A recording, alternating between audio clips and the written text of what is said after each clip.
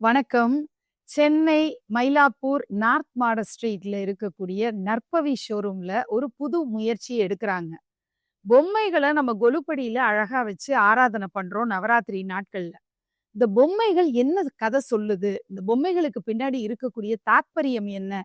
அப்படிங்கிறத பொம்மை கதைகள் அப்படிங்கிற ஒரு சீரிஸ் மூலமா உங்க கூட ஷேர் பண்ணிக்க போறேன். முதல்ல நம்ம ஃபர்ஸ்ட் எபிசோட்ல பார்க்க போறது அர்த்தநாரீஸ்வரர் திருக்கோலம். பிரம்மா உலகத்தை சிருஷ்டி பண்றாரு. சிருஷ்டி பண்ண உடனேயே இந்த உலகத்து ஜீவராசிகள் இணைஞ்சு இனப்பெருக்கம் ஏற்படணும் அப்படின்னு நினைக்கிறாரு. பாச பந்தத்தோட இருக்கணும்னு ஆசைப்படுறாரு. அப்போ ஆண் பெண் அப்படின்னு 2 இணைஞ்சாதான் இது சாத்தியம் அப்படிங்கிறதுனால சிவபெருமான நோக்கி அவர் போய் முறையிட்டு இந்த மாதிரி நீங்க அர்த்தநாரீஸ்வரர் திருக்கோலம் எடுத்து அருளணும் அப்படின்னு சொல்லி வேண்டிக்கிறாரு.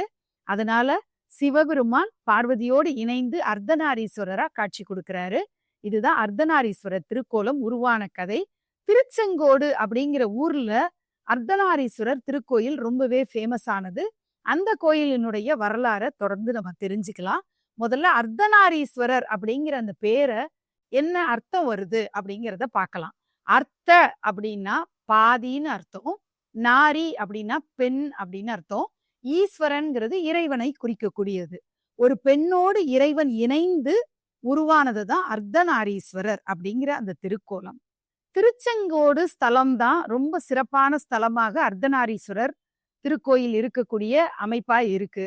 இந்த கோயில்ல புங்கவ முனிவர் அப்படிங்கிறவரு சிவபெருமான வண்டுருவத்துல சுத்தி வந்த ஒரு ஸ்தலம்னு சொல்லி அங்க சிறப்பு வழிபாடு நடக்குது. ஆண் பெண் இருவரும் சமம்னு குறிக்கக்கூடிய ஒரு சொரூபம் தான் அர்த்தநாரீஸ்வரர் திருக்கோலம்.